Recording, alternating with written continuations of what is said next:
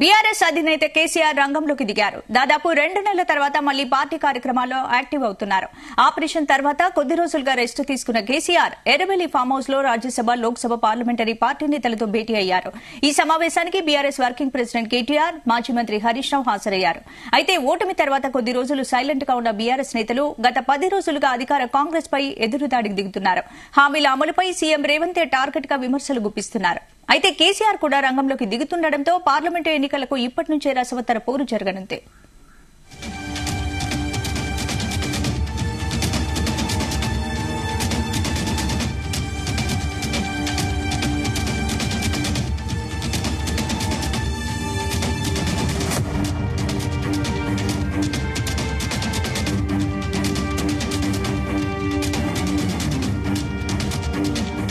BRS అధినేత కేసీఆర్ రంగంలోకి దిగారు. దాదాపు 2 నెలల తర్వాత మళ్లీ పార్టీ కార్యక్రమాల్లో యాక్టివ్ అవుతున్నారు కేసీఆర్. ఇక ఇదే అంశానికి సంబంధించి పూర్తి అప్డేట్స్ మా బ్యూరో చీఫ్ నరేందర్ అందిస్తారు. నరేందర్. రైతు స్పందన కాసేపటి క్రితమే ఎర్రవల్లిలోని ఫామ్ హౌస్ లో బీఆర్ఎస్ అధినేత మాజీ ముఖ్యమంత్రి చంద్రశేఖరరావు అందుబాటులో ఉన్నటువంటి ఎంపీలందరితో కూడా సమావేశమయ్యారు. దీంట్లో రాజ్యసభ మెంబర్లు అలాగే లోక్సభకు సంబంధించినటువంటి పార్టీకి సంబంధించినటువంటి ఎంపీలందరూ కూడా సమావేశమయ్యారు. దీన్ని ప్రత్యేకించి ఏం చెప్పాలనుకోవాలంటే ఇక్కడ అధికారం కోల్పోయిన తర్వాత మొదటిసారి ఎంపీలందరితో కూడా సమావేశం అవుతున్నారు. ఇప్పటి వరకు కేవలం హాస్పిటల్లో ఉన్నప్పుడు కానీ లేదంటే ఆయన నందినగర్ లో కానీ ఫామ్ హౌస్ లో ఒకరిద్దరితో మాత్రమే, హరీష్ రావు, కేటీఆర్ తో మాత్రమే సమావేశమయ్యారు. తాజా రాజకీయ అంశాలు, ఓటమి తర్వాత జరుగుతున్నటువంటి పరిణామాలు, 6 గ్యారెంటీల అంశం మీద ఆందోళన కార్యక్రమాలు, ఇట్లా అన్ని అంశాల మీద ఒకరిద్దరు మాత్రమే ఫీడ్బ్యాక్ ఇస్తున్నటువంటి సందర్భాన్ని మనం చూసాం.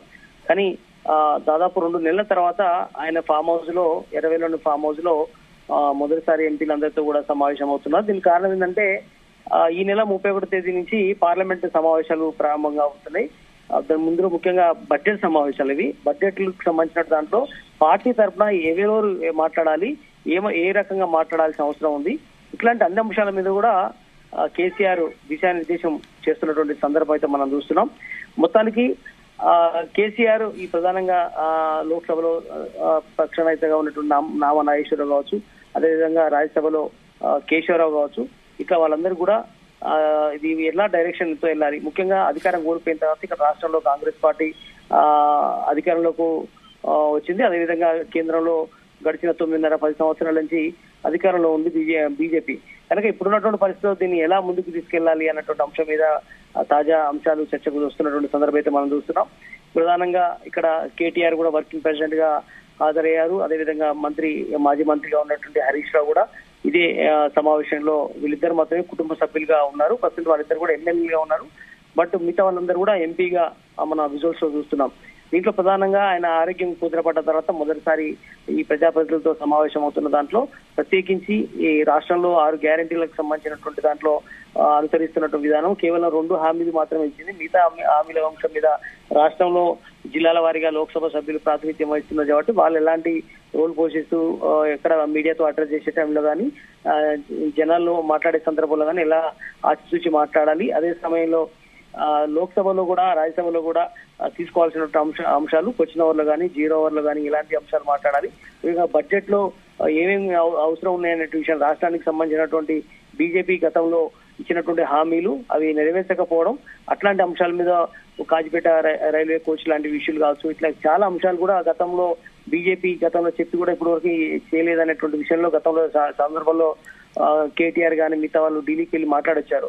గతంలో కేసీఆర్ కూడా ముఖ్యమంత్రి ఉన్న సమయంలో పలువురు కేంద్ర మంత్రులతో పాటు మోడీని కూడా 1-2 సార్లు కలిసి వచ్చినటువంటి సందర్భం. కానీ ఇద్దరి మధ్యలో కొంత గ్యాప్ అయితే ఏర్పడింది. కేంద్ర ప్రభుత్వానికి ఆనాడు ఉన్నటువంటి బీఆర్ఎస్ ప్రభుత్వానికి గ్యాప్ ఉన్న నేపథ్యంలో చాలా వరకు కూడా నిధులు రావాల్సినవి ఈ రాష్ట్రానికి రాకపోవడం వల్ల తరచుగా విమర్శలు గుర్తించుకున్నటువంటి సందర్భం. మోడీ కూడా హైదరాబాద్కు వచ్చినా, తెలంగాణకు వచ్చినా కూడా ఎప్పుడు రిసీవ్ చేసుకునే పరిస్థితి నెలకొంది. కనుక ఇట్లా గ్యాప్ ఉన్న నేపథ్యంలో బీజేపీకి అలాగే బీఆర్ఎస్ మధ్యలో పచ్చగడ్డేస్తే బగ్గు అయినటువంటి పరిస్థితి వచ్చింది. ప్రస్తుతం మధ్యలో ఇప్పుడు రాష్ట్రంలో కాంగ్రెస్ పార్టీ కూడా అధికారంలోకి వచ్చింది కాబట్టి ఇప్పుడు విపక్ష పార్టీగా ఇప్పుడు కేంద్రంలోనూ దాంట్లో అలియన్స్ లో లేదు, రాష్ట్రంలో కాంగ్రెస్ పార్టీ ఉంది కాబట్టి ఇప్పుడు ఎలాంటి తటస్థంగా ఎట్లాంటి ప్లాన్ చేసుకోవాలి, కాంగ్రెస్ మీద ఎట్లాంటి విమర్శలకు గుప్పియాలి, బీజేపీతో ఎంతవరకు దూరంగా ఉండాలి అన్నటువంటి విషయం మీద కూడా చర్చించే అవకాశం ఉంటది. ఖచ్చితంగా కేసీఆర్ ఈ భేటీకి చాలా ప్రాధాన్యత ఇస్తున్నటువంటి సందర్భం అయితే చూస్తున్నాం. దీని తర్వాత మరో ముఖ్య విషయం ఏంటంటే తెలంగాణ భవన్ కూడా త్వరలోనే ఆయనే ఆరోగ్యం కోలుకుంటున్న నేపథ్యంలో ఆయన కూడా హాజరవుతారు ఇక్కడ నుంచి రెగ్యులర్ గా అన్నటువంటి సమాచారం కూడా ఆ పార్టీకి సంబంధించినటువంటి నేతలు చెప్తున్నారు. అదేవిధంగా మన రాష్ట్రంలో కూడా బడ్జెట్ సమావేశాలు త్వరలోనే రాబోతున్నాయి. నెక్స్ట్ మంత్ కూడా కేసీఆర్ కూడా స్వయంగా అసెంబ్లీకి హాజరవుతారు. ఆయన కూడా ఎమ్మెల్యే కూడా ఇంతవరకు ప్రమాణ స్వీకారం చేయలేదు. బట్ కనుక ఆయనే అసెంబ్లీకి రావడం, అదేవిధంగా జనాల్లోకి ప్రజాక్షేత్రంలోకి రావడం, ఇట్లాంటివన్నీ కూడా కొద్ది రోజుల్లో మనం చూడాల్సిన అవసరం అయితే ఉంటుంది. బట్ ఇవన్నిటి కూడా రూట్ మ్యాప్ అయితే డిసైడ్ చేస్తున్నట్టుగా అర్థమవుతుంది. కేసీఆర్ ఇక్కడ నుంచి ప్రజాక్షేత్రంలోకి రానుండ అన్నట్టు ఒక మెసేజ్ అయితే పంపించే అవకాశం ఉంది. నరేందర్, ఇప్పుడు పార్లమెంట్ ఎన్నికలు ఏ విధంగా ముందుకెళ్లబోతున్నారు? ఇప్పటికీ కాంగ్రెస్ హామీల అమలుపై సీఎం రేవంత్ టార్గెట్ గా విమర్శలు గుప్పిస్తూ వస్తోంది బీఆర్ఎస్ ప్రభుత్వం. మరి ఇప్పుడు పార్లమెంట్ ఎన్నికలకు సంబంధించి ఏ విధంగా ముందుకెళ్లబోతున్నారు? ఖచ్చితంగా ఆ విషయం కూడా దీంట్లో చర్చిస్తున్నారు. కారణం ఏంటంటే మరొక 2.5 నెలలు మాత్రమే ఎన్నికలు దగ్గర పడుతున్న నేపథ్యంలో లోక్సభకు సంబంధించినటువంటి ఎన్నికలు చాలా ప్రతిష్టాత్మకంగా బీఆర్ఎస్ పార్టీ కూడా తీసుకుంటుంది. ఇప్పుడు రాష్ట్రంలో కాంగ్రెస్ పార్టీ మంచి ఊపు మీద ఉంది.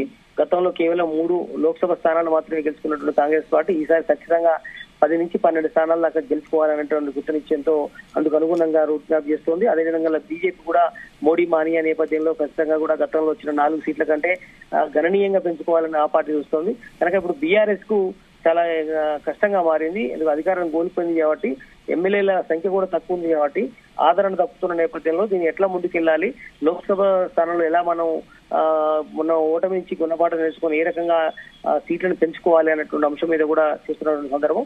అదే సమయంలో కొంతమందికి టికెట్లు కూడా నిరాకరించి కొత్త వారిని కూడా తీసుకొచ్చి వాళ్ళకు లోక్సభ టికెట్ ఇచ్చే అవకాశం కూడా బీఆర్ఎస్ పార్టీలో చర్చ అయితే నడుస్తుంది. సిట్టింగ్లకు మాత్రం దాదాపు ఛాన్స్ ఇచ్చే అవకాశం కనిపిస్తుంది. దాంట్లో 1-2 పేర్లు ఇంకా కూడా సస్పెన్స్ గా ఉన్నాయి. నాగర్ కర్నూలు కావచ్చు, మహబూబ్ నగర్ కావచ్చు, ఇట్లా కొన్ని 1-2 స్థానాల్లో పేర్లు అయితే వినబడుతున్నాయి.